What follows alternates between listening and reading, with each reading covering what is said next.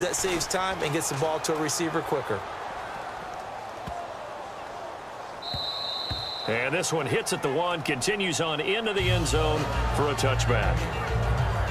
Here comes Tom Brady and the Patriot offense back onto the field. He's played a pretty clean first half, a touchdown, no interceptions. Frankly, that's what they expect out of him. They want to see the ball thrown and thrown well, and he's able to do that and put it in the end zone. They'd love to see more of that before this game finishes.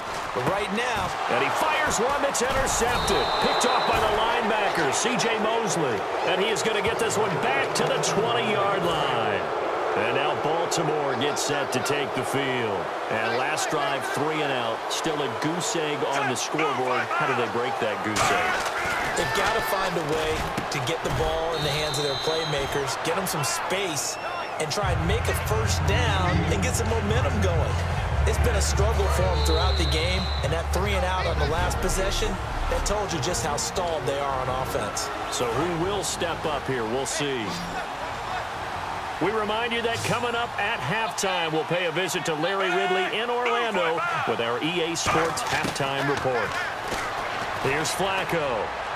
That is caught. And he'll take it into the end zone for a Ravens touchdown. Steve Smith, a 12-yard touchdown grab. And the Ravens have cut it to within a score.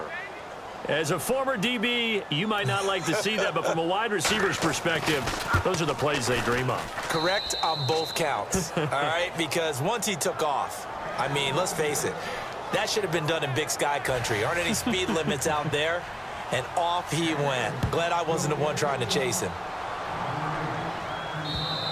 And this will not be returnable. It's out of the back of the end zone for a touchback. Here come the Patriots again on offense, the Super Bowl champions, and boy, they have been able to do it a lot of times, Charles, with unsung heroes, haven't they? Look at the names that led them through the playoffs. Hogan, White, Lewis, guys you just wouldn't think of. Yeah, Deion Lewis, a 5th-round pick, 3 touchdowns against Houston in the division. Around. Chris Hogan, undrafted, he ends up having 180 yards in receiving.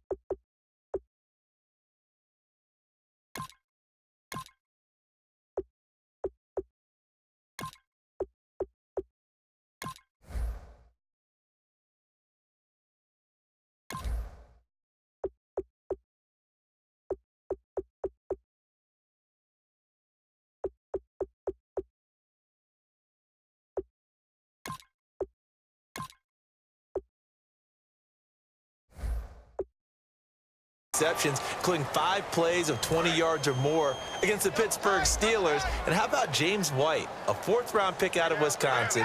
Think about who he played behind while he was at Wisconsin, and he turns out to be the unsung hero of the Super Bowl. Would have been the MVP if it wasn't for Tom Brady. And you mentioned James White at Wisconsin. He was behind who? Melvin Gordon and Monte Ball, right? That's correct. It's always tough for the guys throwing the football when they think they've got a completion and the ball's almost there, and then someone sneaks a hand or two in and bats it away. Now a carry for the shifty Dion Lewis. And now the Raven defense going to call a timeout. It's just their first, so they'll have 2 remaining here before we get to halftime. So the Patriots will turn it over to their left-footed punter. That's Ryan Allen to kick it away. And they're going to fake it from deep in their own territory. And he's going to find his man out of the backfield. That's complete. It's a big play that time on the fake punt. And they're able to move the chains as they convert on 4th and long. Always enjoy a good fake, but I really enjoy it when he throws the football from punt formation. Now, you were a kicker and a punter in high school. Did you ever do that? One time, threw to my man Tim Jones on a botched field goal and said, hit him right in the numbers. And Jonesy just dropped it. Oh, the poor guy. Well, we had a fake punt here, and this guy caught it. So I think he and his friends will be okay with that one. And he loves his play call, right? He's been waiting for this one all week long. Been had that arm loosened up ever since they got to the stadium. CD, wanted to get your thoughts just on the landscape of the offseason for each of these teams. Super Bowl in the rearview mirror, but so much going on. People look at the draft a lot, but there's a lot more that goes into the offseason for these front offices, is there not? It certainly is, and even before we get to the draft, you start with the combine, that's held in Indianapolis every year, and you have about 350 of the top prospects coming together to get their physicals and interviews and on-field performance, and all that will get evaluated along with their game tape. And then you've got the free agents, all right? That starts, I believe, in early March, where now the free agents can start moving around to different teams. So your team's starting to take a little bit of shape there, free agency, because then the draft's coming up. You're trying to put your team together with new draft picks, have everyone start to move in one direction. And then you have the OTAs and minicamps. We get to see them on the field for the first time. And we start to get a better idea of how these teams are going to look when the fall begins. So much of this game is about leverage. We always talk about low man wins in the trenches. Well, it's like that at just about every position. And sometimes, if you lose that leverage and you're losing the battle, just jump up at the line of scrimmage and try and bat the ball away. And that's exactly what happened there. And that'll hit at the 5 and go into the end zone for a touchback. And now Baltimore gets set to take the field. And what do you think goes on here in this situation? If you got the football, you're trailing, you're back in your own territory with just a little time. Do you try something? You're thinking about jump-starting your team, right? You just mentioned it. They're down. They're trying to get back into the game. But you got to figure, if something goes wrong, you may have put yourself in a spot where you may not be able to come back in the second half. Managing risk, this is a big decision here.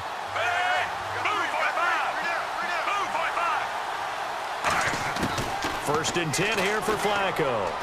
It's caught, Kamar Aiken.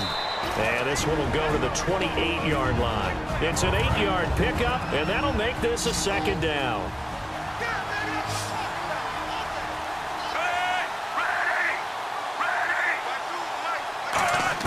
Flacco here on second down. And his throw is incomplete. Give him credit for batting it away, but unable to come up with the interception. And sometimes that joke does come true. Guys are on defense for a reason. Maybe their hands aren't quite as skillful as the guys on offense, but a lot of credit on that play for just knocking it away. Looking for 2 yards here on third down. Flacco. And that's caught by Smith. And he'll be taken down, but not before he gets into enemy territory. And now it looks like they're going to be in the hurry-up. On first down, Flacco. He hits West underneath. And he'll be brought down at the 45-yard line. 4 yards on the pickup, and it's a second down. So many times you hear today's NFL described as a space game. Get your best players into space with the football in their hands.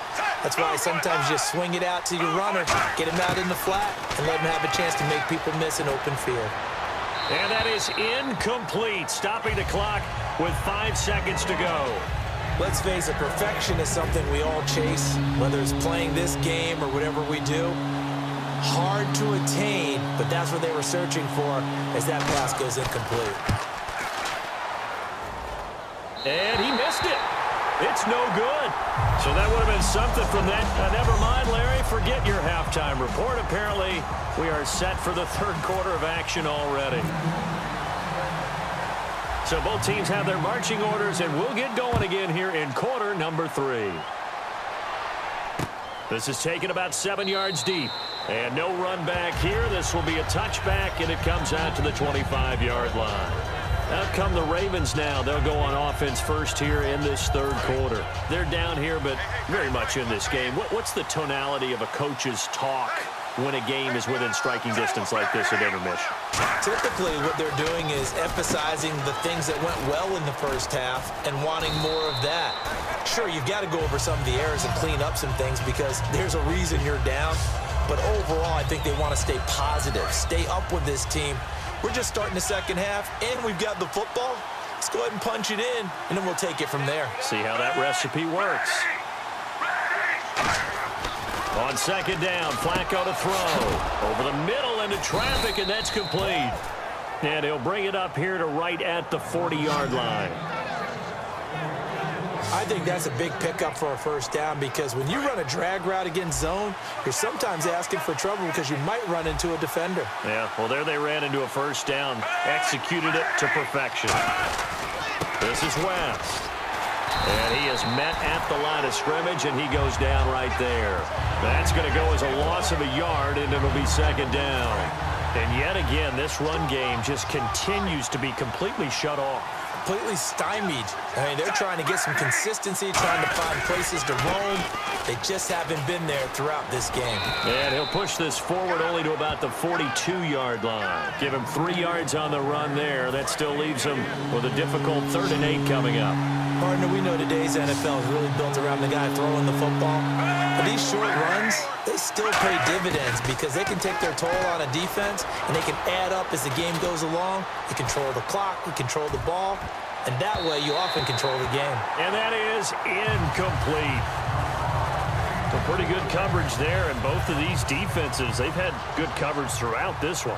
No doubt about it, and in today's NFL, where we're used to a bit more scoring, this feels almost like a well-pitched game in baseball on both sides where the tension continues to build. Who's going to make the big play?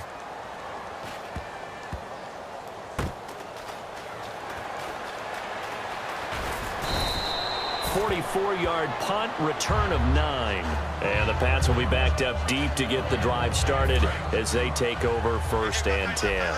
Here comes the Patriots offensive unit. They'll have it first here to begin the third quarter. They were able to get the ball back here, didn't surrender any points. Now they'll look to add to that lead. Yeah, how about the boost the defense gave them? Going right out on the field, shutting them down, not giving up any points. And Chris Hogan, he's at the 30. And